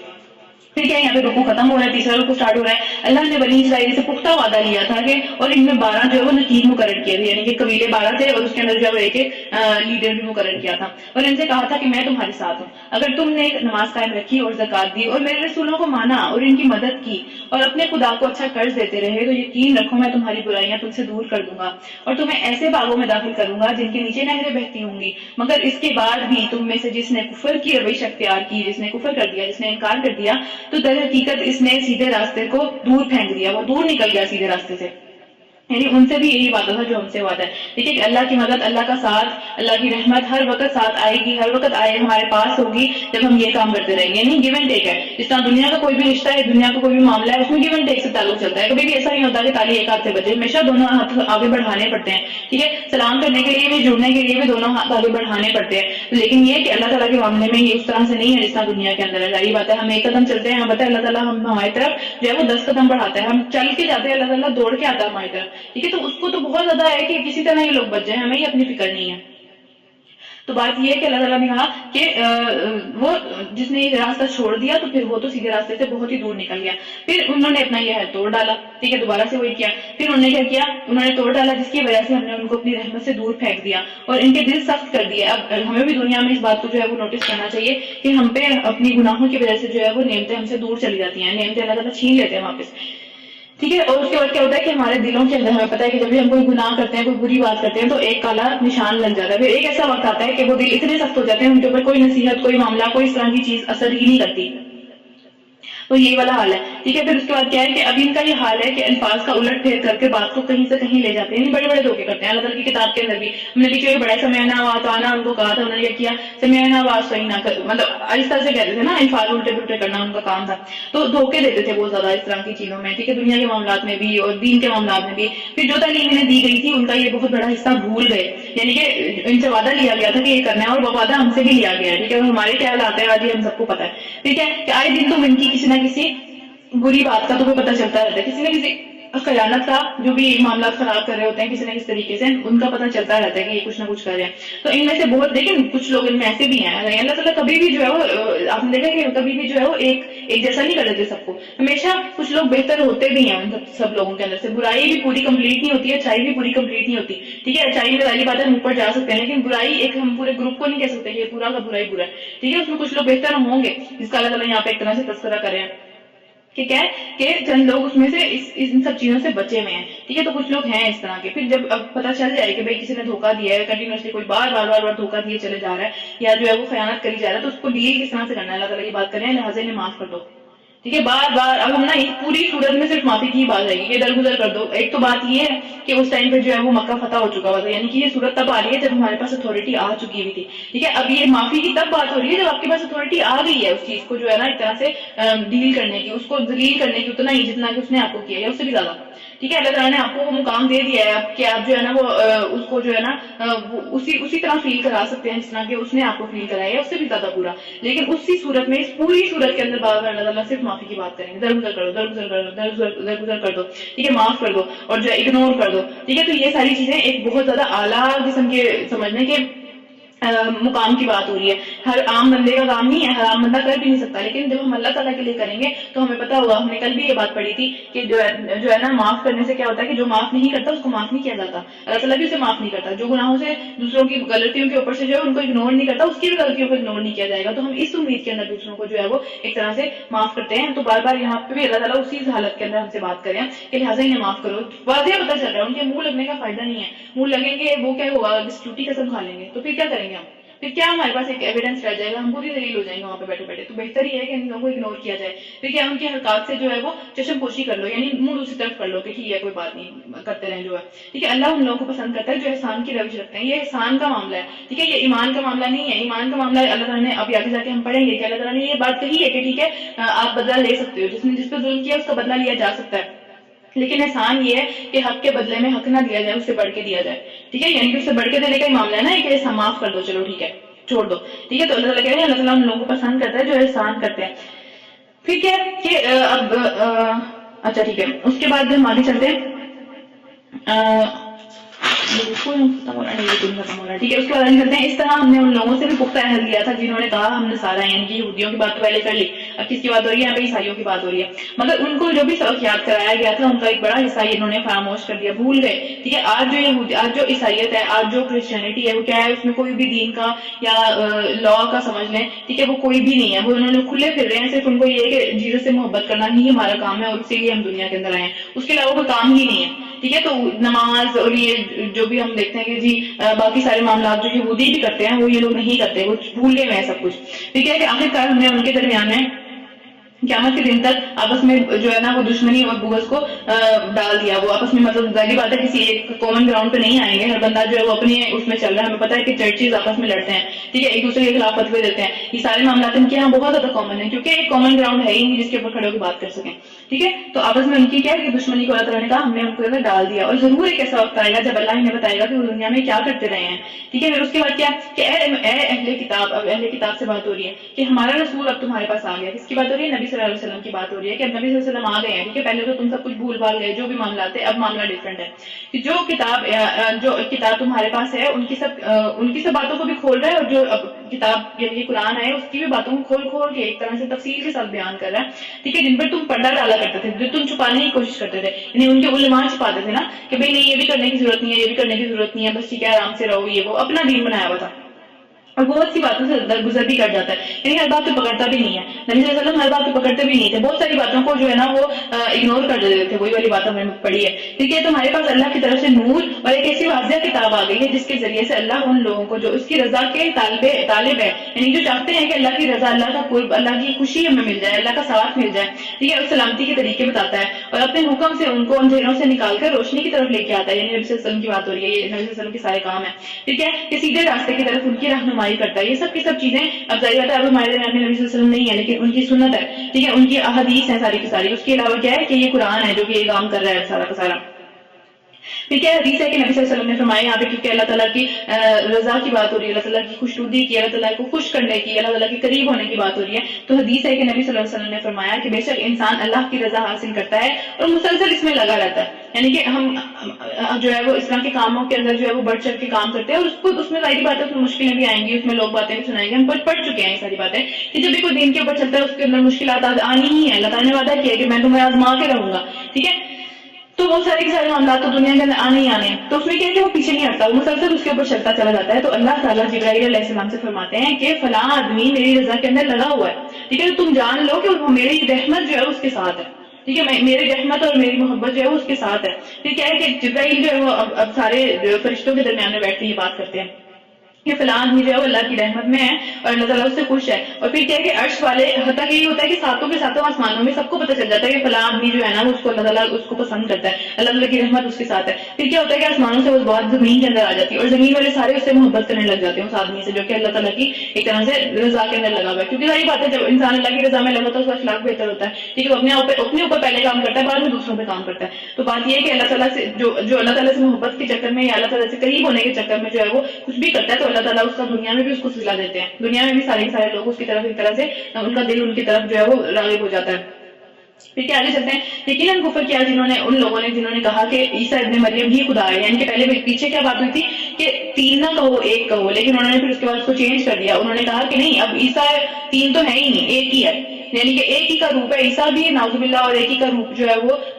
جبرائیل بھی وہی ہے. مطلب ایک ہی بات ہو رہی ہے. یہ ہم تو تین کہہ نہیں رہے, ہم تو یہ کہہ رہے ہیں. تو اس کی بھی اللہ تعالیٰ نے یہاں پہ ایک طرح سے اس کو بھی منع کیا کہ وہ بھی کفر ہے. تو کیا کہ اے نبی صلی اللہ علیہ وسلم ان سے کہو کہ اگر عیسیٰ علیہ السلام کو اور اس کی ماں کو اور تمام زمین والوں کو اللہ تعالیٰ ہلاک کرنا چاہتا تو کسی کی مجال نہیں تھی کہ اس کو اس ارادے سے دور رکھ سکتا. ٹھیک ہے، یعنی کہ اللہ تعالیٰ کی قدرت ان لوگوں پہ بھی ہے جن کو تم نے خدا بنا دیا. کہ اللہ تو زمین اور آسمان اور سب چیزوں کا مالک ہے جو زمین اور آسمان میں پائی جاتی ہیں، اور جو کچھ چاہتا ہے پیدا کرتا ہے، اور اس قدرت ہر چیز پر حائل ہے. یعنی کہ اگر بن باپ کے اس نے پیدا کر دیا تو اتنی کوئی بڑی بات نہیں ہے اس کے لیے. اس کو تو زمین آسمان کو پیدا کرنے والا ہے، وہ جس طرح کی چاہے معجزے کر دے. اس میں اتنا بڑی پریشانی والی کیا بات ہے کہ بھئی اگر باپ نہیں ہے تو اس کا مطلب اللہ ہی باپ ہے، نعوذ باللہ. یہ باتیں کرنا اور یہ سب چیزیں کرنا کفر ہے. ٹھیک ہے، یہود اور نصارہ کہتے ہیں، یعنی کہ یہودی اور عیسائی کہتے ہیں کہ ہم اللہ کے بیٹے اور اس کے بڑے محبوب ہیں. ٹھیک ہے، ظاہری بات ہے ان کے پاس ایک لیول اس طرح کا آ جاتا ہے کہ غرور کا، کہ انسان کہتا ہے کہ ہم اتنے قریب ہیں کہ کسی اور کو تو اللہ جو ہے نا وہ نواز ہی نہیں سکتا. ہمیں اتنا نوازا کہ کسی اور پہ تو عنایت ہو ہی نہیں سکتی. تو اس نوازنے کے چکر میں وہ یہ بات بھی کر بیٹھتے ہیں کہ بھئی ہم اللہ کے بیٹے ہیں، ہمیں اللہ تعالیٰ اس طرح پیار کرتے ہیں کہ اسے اپنی اولاد کو کرے کوئی. ٹھیک ہے، تو واضح طور پر نعوذ باللہ اس طرح کی باتیں کرتے ہیں. پھر کیا ہے، آپ صلی اللہ علیہ وسلم سے فرمایا اللہ تعالیٰ نے کہ ان سے پوچھو پھر وہ تمہارے گناہوں پر تمہیں عذاب کیوں دیتا ہے، پھر تمہیں دنیا میں بھی عذاب کیوں آ جاتا ہے، یا آخرت میں بھی تم سے عذاب کا وعدہ کیوں کیا ہوا. اگر میری نعوذ باللہ اگر اللہ تعالیٰ کی اولاد ہوتی تو پھر وہ اس طرح تو نہ کرتا تمہارے ساتھ. ٹھیک ہے، تو تمہیں عذاب کیوں دیتا ہے، بلکہ تم بھی ویسے ہی انسان ہو جیسے اور انسان اللہ تعالیٰ نے پیدا کیے ہیں. تم میں اور ان میں کوئی فرق نہیں ہے، اور جسے چاہتا ہے وہ معاف کر دیتا ہے، بخش دیتا ہے، اور جسے چاہتا ہے وہ عذاب دیتا ہے. زمین اور آسمان اور اس میں ساری کی ساری جتنی بھی چیزیں ہیں وہ ساری اسی کی ملکیت ہے، اور اسی کی طرف سب کو لوٹ کر جانا ہے. پھر اے اہل کتاب، ہمارا یہ رسول تمہارے پاس ایسے وقت پر آیا ہے. ٹھیک ہے، اس طرح کے وقت پہ آیا ہے کہ حق کو واضح کر رہا ہے، جبکہ ایک بہت لمبے ٹائم سے تمہارے پاس رسول نہیں آئے تھے. ٹھیک ہے، ظاہر سی بات ہے، ہمیں پتہ ہے حضرت عیسیٰ علیہ السلام میں آپ صلی اللہ علیہ وسلم میں کتنا فرق تھا، مطلب تقریباً 550 سال کا فرق تھا ان کے نبی صلی اللہ علیہ وسلم اور ان کے درمیان میں. ٹھیک ہے، تو بہت لمبا ٹائم تھا یہ ان کے لیے بھی، کیونکہ اس ٹائم پہ ایسا اس طرح کا ہوتا تھا کہ بنی اسرائیل کے ساتھ اللہ تعالیٰ کا یہ معاملہ تھا کہ وہاں پہ ایک نبی کی وفات نہیں ہوتی تھی کہ جبکہ دوسرا نبی آ جاتا تھا اس سے پہلے. ٹھیک ہے، اس طرح کے معاملات کے بعد اب اتنے ایسے تک کوئی نبی نہیں آیا. آپ اپنے سمجھنے کے ایک طرح سے اپنے ہی مستیوں کے اندر ہیں اور اپنے کوئی ہدایت دینے والا نہیں ہے. ٹھیک ہے، تو وہ اس طرح کے موقع پر اب ہمارا نبی آ چکا ہے، اللہ تعالیٰ کہہ رہے ہیں، تو ابھی بھی تم اس کی بات نہیں مان رہے. ٹھیک ہے، تو وہ کرتا کیا ہے تاکہ یہ تم یہ نہ کہہ سکو کہ ہمارے پاس کوئی خوشخبری دینے والا نہیں آیا تھا یا کوئی ڈرانے والا بھی نہیں آیا تھا. یہ دونوں چیزیں ساتھ ساتھ ہیں. ٹھیک ہے، ایمان جو ہے وہ ایک طرح سے امید اور خوف کے درمیان میں ہے. یہ تو حدیث بھی آپ وسلم کی، یہ نہیں ہے کہ بہت زیادہ جو ہے نا وہ انسان آپٹیمسٹک ہو جائے کہ بھائی نہیں مجھے تو کچھ کرنے کی ضرورت نہیں ہے، یا پھر بہت زیادہ جو پیسیمسٹک ہو جائے کہ جو مرضی کر لو بخشے نہیں جانا. یہ چیزیں دونوں غلط ہیں ایٹیٹیوڈ. پھر کیا ہے، سو دیکھو اب وہ بشارت دینے والا یعنی خوشخبری دینے والا اور ڈرانے والا آ گیا ہے جو تم پہلے بات کر رہے تھے. اور اللہ ہر چیز پر قدرت رکھتا ہے. اب رکو نمبر 4 اسٹارٹ ہو رہا ہے.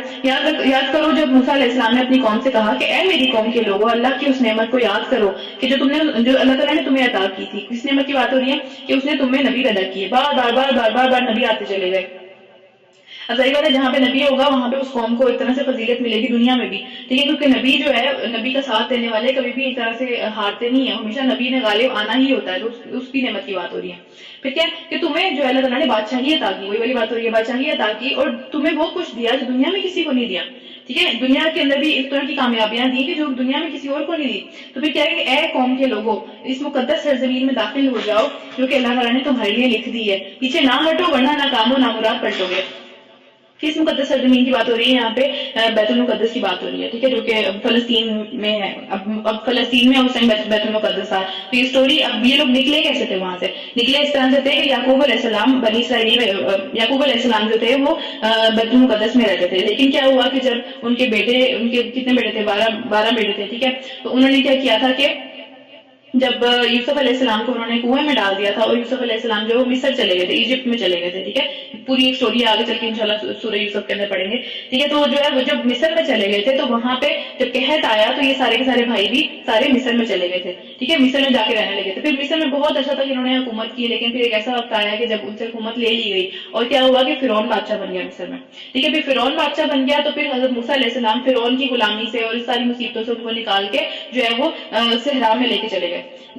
جہاں پہ وہ بھی ہے طور سینا بھی ہے. ٹھیک ہے، وہ ساری کی ساری وہ سب چیزیں آگے چل کے انشاءاللہ پڑھیں گے. تو ہم صحرا میں لے کے چلے گئے. اب صحرا کے اندر جب وہ رہ رہے ہیں، ٹھیک ہے، سارا ٹائم رہے جا رہے ہیں، تو پیچھے سے جو بیت المقدس ہے ظاہر سی بات ہے وہاں پہ دوسری قومیں رہنا شروع ہو گئی ہیں. تو پوری قوم نکل گئی وہاں سے. تو پوری کی پوری اب وہاں پہ دوسری قومیں آ گئی ہیں جو کہ طاقتور بھی ہیں. اللہ تعالیٰ نے ان کو طاقت بھی دی ہے، ظاہری بات ہے سارے معاملات ان کے ہیں. ٹھیک ہے، تو اب ایسا موقع ہے کہ اللہ تعالیٰ کی طرف سے اللہ تعالیٰ کہہ رہے ہیں اب اس زمین میں تم واپس چلے جاؤ. وہ زمین تمہیں مل جائے گی اگر تم اس کے اندر جاؤ گے. تو کیا ہے کہ اللہ تعالیٰ نے وہ حکم دیا. انہوں نے کہا اے موسیٰ وہاں تو بڑے زبردست لوگ رہتے ہیں، وہاں پہ تو اس طرح کی بڑی قوم رہ رہی ہے کوئی جو ان سے تو ہمیں ڈر لگتا ہے، ہم نہیں جائیں گے وہاں پہ، ٹھیک ہے، جب تک وہ وہاں سے نکل نہیں جائیں گے ہم وہاں اندر داخل نہیں ہوں گے۔ تو ہاں اگر وہ نکل گئے پھر ہم داخل ہونے کے لیے تیار ہیں، یعنی کہ ہمارے لیے زمین کو صاف کرواؤ پوری کی پوری، ہمارے لیے خالی کراؤ، پھر ہم جائیں گے ورنہ ہم نہیں جائیں گے، یعنی انہیں جہاد کا حکم دیا جا رہا ہے یہاں پہ بیسیکلی، ٹھیک ہے کہ ہاں اگر وہ نکل گئے تو ہم داخل ہونے کے لیے تیار ہیں۔ ان ڈرنے والوں میں سے دو شخص ایسے بھی تھے جن کو اللہ تعالیٰ نے اپنی نعمت سے نوازا تھا، یعنی کہ بہادری سے نوازا تھا، اللہ تعالیٰ نے ان کو حکمت دی تھی، اللہ تعالیٰ نے ان کو ایک طرح سے ہمت دی تھی۔ تو انہوں نے کیا کہا کہ ان جباروں کے مقابلے میں دروازوں میں داخل ہو جاؤ، یعنی کہ جب اگر تم داخل ہو جاؤ گے تھوڑی ہمت کر لو گے، ٹھیک ہے، تو پھر وہ کام بھی کر گزرو گے۔ اگر تم بیٹھے ہی رہو گے اور کہو گے کہ نہیں آسمان سے ہی کوئی مدد آئے تو پھر جو ہے وہ پھر کبھی بھی کچھ نہیں کر سکو گے۔ تو ہمت پکڑنا، کام شروع جب کر دیں گے تو ختم بھی ہو جائے گا، ٹھیک ہے۔ تو پہلا ایک طرح سے اسٹیپ لینا ہی مشکل ہے، تو پہلا اسٹیپ تو لو، ان کو یہ کہہ رہے تھے، ٹھیک ہے۔ تو جب تم اندر پہنچ جاؤ گے تو تم ہی غالب رہو گے، اللہ پہ بھروسہ رکھو اگر تم مومن ہو، ٹھیک ہے۔ اللہ نے تمہیں پہلے کبھی یہ کہلا نہیں چھوڑا، تو اب اتنے مشکل مقام پہ تمہیں کیسے کہلا چھوڑ دے گا اللہ تعالیٰ؟ تو انہوں نے یہ بات کی، بس تم اور تمہارا، انہوں نے کیا کہا کہ لیکن انہوں نے پھر یہی کہا کہ اے موسیٰ ہم تو وہاں نہیں جائیں گے، ہمیں ڈر لگتا ہے، ٹھیک ہے، ہم تو نہیں جائیں گے، تم ایسا کرو کہ جب تک وہ وہاں پہ موجود ہیں تو تم ایسا کرو تم اور تمہارا رب دونوں جاؤ اور لڑو، ہم یہیں بیٹھے ہیں، ٹھیک ہے۔ انہوں نے اتنی بڑی بات کہہ دی کہ ہم نہیں لڑیں گے، اپنے رب کو لے کے جاؤ اور دونوں لڑ لو اور ان کو نکال دو، پھر ہم آ جائیں گے، ہمارے لیے جب پوری سب جگہ خالی ہو جائے گی۔ اس پر موسیٰ نے کہا، یعنی موسیٰ علیہ السلام اب تنگ آ گئے، ٹھیک ہے، پوری زندگی وہ اس طرح کی چیزیں دیکھتے چلے آئے تھے، موسیٰ علیہ السلام کی آخری زندگی کی بات ہو رہی ہے، ٹھیک ہے، اس پہ وہ تنگ آ گئے۔ پھر انہوں نے دعا کی کہ اے میرے رب، میرے اختیار میں کوئی نہیں ہے مگر یہ میرا اپنا ذاتی بھائی اور میں، یعنی ہارون علیہ السلام ان کے ایک طرح سے ہیلپر کے طور پہ تھے، وہاں پہ ہم نے کل بھی پڑھا تھا۔ تو انہوں نے کہا کہ میری اور میرے بھائی کی ذات کے علاوہ میں کسی کو بھی نہیں کنونس کر سکتا، میں نے پوری زندگی گزار دی، اب میری بس میں نہیں ہے، بس تو ہمیں ان نافرمان لوگوں سے الگ کر دے، یعنی اب تنگ آ گئے موسیٰ علیہ السلام پوری زندگی گزارنے کے بعد بھی، جب وہ ایک بھی بندہ راضی نہیں ہو رہا ایک بات کرنے کے لیے، اپنی امت کا ساتھ، اپنے نبی کا ساتھ دینے کے لیے، تو تنگ آ کے انہوں نے یہ دعا کی کہ ہمیں ان سے الگ کر دے، ہم ان کے ساتھ ہی نہیں ہیں، ٹھیک ہے۔ تو پھر کیا ہوا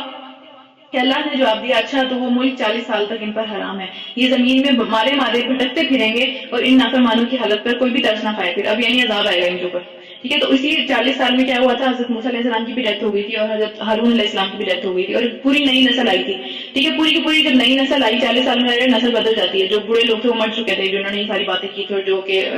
سمجھنے کے غلامی کے اندر ڈوبے ہوئے لوگ تھے اور جن کے دلوں کے اندر خوف تھا، وہ سب نکل گئے تھے۔ تو اب حالات بھی مشکل تھے، اللہ تعالیٰ نے آزمائشیں بھی ڈالی ان لوگوں کے اوپر بہت زیادہ 40 سال کے اندر۔ تو کیا ہوا کہ وہ لوگ سخت بن کے نکلے، پھر 40 سال بعد انہوں نے صحیح طریقے سے جہاد کیا اور جہاد کرنے کے بعد انہیں وہ زمین واپس مل گئی تھی۔ یہاں پہ رکوع ختم ہو رہا ہے، رکوع نمبر 5 شروع ہو رہا ہے، اور ذرا انہیں آدم علیہ السلام کے 2 بیٹوں کا ذکر بھی سناؤ۔ کون سے 2 بیٹے تھے؟ حابیل اور قابیل کی بات ہو رہی ہے، ٹھیک انہیں ذکر سناؤ۔ اور جب ان دونوں کو قربانی کا کہا گیا تو ان میں سے ایک کی قربانی قبول کی گئی اور دوسرے کی نہ کی گئی، ٹھیک ہے۔ یہ پورا قصہ ہے، اس کو انشاءاللہ تعالیٰ ہم ڈیٹیل میں تفصیل میں پڑھیں گے۔ بہرحال ایک ایسا واقعہ ہوا جس کی وجہ سے جو ہے نا انہیں قربانی کا حکم دیا گیا۔ اس وقت میں یہ تھا کہ ظاہری بات ہے جب انہوں نے فیصلہ کرنا ہوتا تھا کہ بھائی کون زیادہ حقدار ہے، تو وہ جو دونوں لوگ تھے وہ کیا کرتے تھے، اللہ تعالیٰ کے لیے قربانی جو ہے وہ کرتے تھے، یعنی کہ کھلے میدان میں چھوڑ دیتے تھے اور آسمان سے ایک آگ آ کے اس قربانی کو کھا جاتی تھی۔ جس کی قربانی کھائی جاتی تھی آگ کے ذریعے اس کی قربانی قبول کی جاتی تھی، اور جس کی نہیں کھائی جاتی تھی اس کی قبول نہیں کی جاتی تھی۔ یہ سارے معاملات اللہ تعالیٰ نے ہمارے لیے ختم کر دیے ہیں، ہمارا سارا معاملہ نیتوں کے اوپر آ گیا ہے، ٹھیک ہے۔ لوگوں کو پتہ نہیں چلتا کسی کی قربانی ہوئی کسی کی نہیں ہوئی، ہم سب قربانیاں کرتے ہیں، لیکن کیا ہے کہ اس ٹائم پہ یہ معاملہ اس طرح سے نہیں تھا، اس ٹائم پہ سب کو پتہ چلتا تھا کہ بھائی اس کی قبول ہوئی اور اس کی نہیں ہوئی، تو ایک طرح سے شرمندگی والی بات بھی ہوتی تھی اس میں، ٹھیک ہے۔ تو ان میں سے ایک کی قربانی قبول کی گئی اور ایک کی نہیں کی گئی، تو اس نے کہا میں تجھے مار ڈالوں گا، جلس ہو کے اس نے دوسرے بندے کو کہا کہ تمہاری قربانی قبول ہوگی، اب میں تمہیں مار ڈالوں گا۔ تو اس نے جواب دیا اللہ تو نیک بندوں کے ساتھ ہوتا ہے، ٹھیک ہے، انہی کی جو قربانیاں انہی کی وہ قبول کرتا ہے جن کی نیتیں نیک ہوتی ہیں، جو عمل میں نیک ہوتے ہیں انہی کی قبول کرتا ہے۔ تو اگر تو مجھے قتل کرنے کے لیے ہاتھ اٹھائے گا بھی، اگر تیرا یہ ارادہ ہے بھی ہے تو میں ہاتھ نہیں اٹھاؤں گا آگے سے، ٹھیک ہے۔ میں جو قتل ہونا مجھے منظور ہے، لیکن کسی کو دوسرے کو قتل کرنے کے لیے ہاتھ اٹھانا مجھے منظور نہیں ہے، میں یہ نہیں کروں گا، ٹھیک ہے۔ تو پھر کیا ہے، میں اللہ رب العالمین سے ڈرتا ہوں، میں چاہتا ہوں کہ میرا اور اپنا گناہ تو ہی سمیٹ لے اور دوزخی بن کے رہے، یعنی کہ اگر تو مجھے مارے گا تو میں نے آگے سے ہاتھ نہیں اٹھایا تو میرا گناہ بھی تیرے سر پہ آئے گا نا، ٹھیک ہے۔ تو دونوں کے گناہ تو ہی سمیٹ لے اور تو دوزخی بن کے رہے۔ تو ظالموں کا ظلم کا ٹھیک بدلا ہے یہ۔ آخرکار اس کے نفس نے اپنے بھائی کا قتل اس کے لیے آسان کر دیا اور وہ مار کر ان لوگوں میں شامل ہو گیا جو نقصان اٹھانے والے ہیں، یعنی اس نے قتل کر دیا، وہ ڈرا نہیں اس بات سے، اس نے آگے سے اس کو تھوڑا سا ڈرانے دھمکانے کی کوشش کی کہ بھئی اللہ سے ڈرنے کی بات ہے، یہ کوئی چھوٹی موٹی بات نہیں ہے، اس کے لیے جو ہے وہ جہنم پوری کی پوری زندگی جہنم میں گزارنی پڑے گی اگر کسی کو مارا تو، لیکن اس کے نفس نے، یعنی کہ اس کے نفس نے وہی والی باتیں جو پیچھے کل یا پرسوں ہم نے پڑھی ہے کہ بھائی شیطان جو ہے وہ امیدیں دلاتا ہے، اس کے نفس نے اس کو یہ آسان کر دیا کہ کچھ نہیں ہوتا، کوئی مسئلہ نہیں ہے، ٹھیک ہے، تو آسان کر دیا، اس نے جو ہے اس کو مار دیا، اس کی لاش پڑی ہوئی تھی، اس کو نہیں پتا تھا کیا کرنا ہے اس کے ساتھ، تو پھر کیا ہوا کہ پھر اللہ نے، پھر اللہ کی رحمت ہے، یہ بھی اللہ تعالیٰ کی رحمت ہے کہ ایک کوا بھیجا اللہ تعالیٰ نے جو زمین کو کھودنے لگا، اب ہوا یہ تھا کہ ایک کوا آیا اور اسی طرح اس نے دوسرے کو مار دیا، دوسرے کوے کو، پھر وہ زمین کھود کے اس نے اس کو اس کے اندر دفن کیا، تو پھر کیا ہوا کہ اللہ تعالیٰ نے کوا بھیجا تاکہ اسے بتائے کہ اپنے بھائی کی لاش کس طرح چھپانی ہے، اب کرنا کیا ہے اس کے ساتھ، تو دیکھ کر وہ بولا افسوس مجھ پر کہ میں تو اس کوے سے بھی کمتر ہو گیا، یعنی کہ اس کو اتنی عقل اللہ تعالیٰ نے دی ہے اور میں نے جو ہے وہ اس طرح سے حرکت کر کے جو مارا، پہلے تو مارا اور اس کے بعد جو ہے وہ مجھے سمجھ میں نہیں آ رہا، اس پہ بھی اللہ تعالیٰ نے اتنا سے احسان کیا میرے پہ کہ میں نے اپنے بھائی کی لاش چھپانے کی بھی تدبیر نہیں نکال سکا، اس کے بعد وہ اپنے کیے پر بہت پچھتایا ہے، یعنی کہ پچھتاووں کے اندر چلا گیا وہ۔ تو یہاں سے ایک بات ہمیں ایک لیسن یہ بھی ملتا ہے کہ ایک بہت سی کامن سی بات جو کہ ایک عام بندے کو سمجھ میں آ سکتی ہے، لیکن اگر کوئی پچھتاوے ہوں، کوئی دکھ ہو، کوئی دماغ کہیں کسی اور جگہ پہ لگا ہوا ہے، ٹھیک ہے، کوئی پرانی باتوں کے اندر ہی پھنسا ہوا ہے، تو پھر ہمیں وہ سیدھی سی باتیں بھی کرنا وہ بہت مشکل ہو جاتا ہے ہمارے لیے، ٹھیک ہے، تو دماغ کو صاف کرنا ہے، منہ آن کرنا ہے، جتنا بھی گناہ، جتنی بھی چیزیں دنیا کے اندر ہو چکی ہوئی ہیں، ٹھیک ہے، وہ گزر گئی ہیں، اس کو اللہ تعالیٰ معاف کر دیں گے، ٹھیک ہے، لیکن یہ ہے کہ آگے کی طرف دیکھنا ہے، آگے کے والے کام آسان بنانے ہیں اپنے لیے، ٹھیک ہے، ان کو جھٹک کے آگے چلنا چاہیے، ٹھیک ہے، لیکن یہ یہاں پہ ہمیں اس بات کا پتہ چلتا ہے کہ اگر پیچھے اس طرح کے ہم نے کوئی کام کیے ہیں یا کوئی نہیں بھی کر سکے، ٹھیک ہے، یہ بھی بات ہوتی ہے کاش کر لیتے وہ کام، ٹھیک ہے، تو اس طرح کی بہت ساری ہماری کاش جو ہے وہ ہمیں بہت سارے ایسے کام کرنے سے روک دیتے ہیں جو کہ بالکل سمپل ہوتے ہیں، لیکن ہمیں اس کا حل سمجھ میں نہیں آ رہا ہوتا کیونکہ ہمارا دماغ صحیح طریقے سے سوچ ہی نہیں رہا ہوتا، ٹھیک ہے، اسی وجہ سے بنی اسرائیل پر ہم نے یہ فرمان لکھ دیا تھا، یعنی کہ یہ ساری باتیں جو ہیں وہ اس طرح سے ہیں کہ یہ فرمان لکھ دیا تھا کہ جس نے کسی انسان کو خون کے بدلے مطلب خون بہایا حق کے سوا، کسی جائز وجہ کے سوا جو اللہ تعالیٰ نے جائز کر دی ہے کچھ وجوہات، اس کی سوا کسی نے کسی کے انسان کا خون بہایا، کسی کو قتل کیا، تو کیا اس طرح سے ہے کہ گویا اس نے سارے انسانوں کو قتل کر دیا، یعنی اس کا اتنا بڑا گناہ ہے، اتنا زیادہ بڑی اس کی سمجھ لیں حرمت ہے اس چیز کی کہ ایسے ہے کہ جیسے اس نے پوری انسانیت کا ہی قتل کر دیا، اور جس نے کسی کو زندگی بخشی، جس نے کسی کی جان بچانے کی کوشش کی، تو وہ اس طرح سے ہے کہ گویا اس نے ساری انسانیت کو بچا لیا، ٹھیک ہے، کتنی بڑی بات ہے یہ، پھر کیا ہے کہ مگر ان کا حال یہ ہے کہ ہمارے رسول پیدل پہ بار بار ان کے پاس آئے کھلی کھلی نشانیاں لے کر، لیکن انہوں نے کیا کیا، رسولوں کو بھی قتل کیا، جنہوں نے رسولوں کی طرف حمایت کی ان لوگوں کو بھی قتل کیا، مطلب وہ رکے نہیں اس چیز سے، اور ہم بھی آج کتنے قتل ہو رہے ہیں کہ بھائی بھائی کو قتل کر رہے، چھوٹی چھوٹی باتوں پہ، میاں بیوی کو قتل کر رہا ہے، بہن بہن کو قتل کر رہی ہے، بہن ماں کو قتل کر، کس طرح کے معاملات ہیں، ٹھیک ہے، پھر کیا کہ پھر بھی ان میں سے بکثرت لوگ زمین میں زیادتیاں کرنے والے تھے، یعنی کہ ان میں بھی تھے اور ہمیں بھی ہیں، سیم ٹو سیم معاملات چل رہے ہیں، پھر کیا کہ اللہ تعالیٰ نے یہ جو ساری کی ساری ہم پہ ایک طرح سے وہ لگائی ہیں، پابندیاں لگائی ہوئی ہیں، حلال حرام کا جو سارا کا سارا تذکرہ ہے وہ ہماری اپنی وجہ سے، جان کو بچانے کے لیے، ایک طرح سے جان کو بچانے کے لیے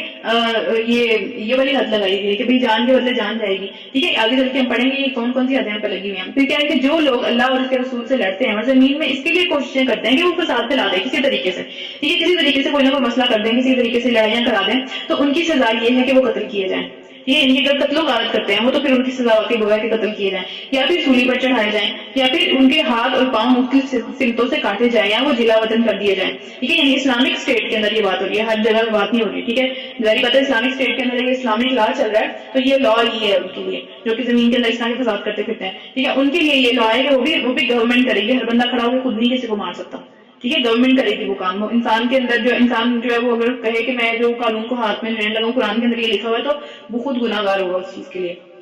ٹھیک ہے، یہ ذلت اور رسوائی تو ان کے لیے دنیا میں ہے اور آخرت میں ان کے لیے سب سے بڑی سزا ہے، یعنی مارنے کا جو گناہ ہے، کسی انسان کو قتل کرنے کا جو گناہ ہے وہ بہت بڑا ہے، وہ جہنم سے نکل نہیں سکتا بندہ واپس، ان پیچھے میں پڑا ہے اور ابھی بھی اوپر پڑا ہے، ٹھیک ہے، پھر کیا آخرت میں تو اس کی سزا بہت ہی بڑی ہے، مگر یہ جو لوگ توبہ کر لیں قبل اس کے کہ تم ان پر قابو پاؤ، یعنی کہ ایسا نہیں ہو کہ وہ پکڑے گئے ہیں پھر توبہ کی، ایسا نہیں ہے، ٹھیک ہے، یعنی کہ جنہوں نے پہلے ہی توبہ کر لی تھی اپنے عمل سے کہ بھئی ہمیں یہ نہیں کرنا چاہیے اور پکڑے بھی نہیں گئے اور پتہ بھی نہیں چلا کسی کو کہ کس نے کیا کیا، پھر کیا ہے کہ تمہیں معلوم ہونا چاہیے کہ اللہ تعالیٰ معاف فرمانے والا اور رحم فرمانے والا ہے، ان کے معاملہ پھر اللہ کے سپورٹ ہے، پتہ ان کا معاملہ ہی اللہ اور ان کے درمیان میں کسی کو پتہ بھی نہیں ہے دنیا کے اندر، تو اللہ ان کے معاملہ کو دیکھے گا پھر، ٹھیک ہے، کہ اے لوگوں جو ایمان لائے ہو اللہ سے ڈرو اور اس کی طرف جو ہے وہ قریب ہونے کے وسیلے تلاش کرو، اللہ کے قریب ہونے کی اس طرح کی چیزیں تلاش کرو جو کہ تم اللہ کے قریب کر دیں، اور اس کی راہ میں جہاد کرو، یہاں پہ قتال کا لفظ نہیں آیا، جہاد کا لفظ آیا ہے، جہاد کوشش ہے، ہر طرح کی کوشش ہے، ٹھیک ہے، اس میں اپنی جان کو لگانا، مال کو لگانا، صحت کو لگانا، ٹائم کو لگانا، اولاد کو لگانا،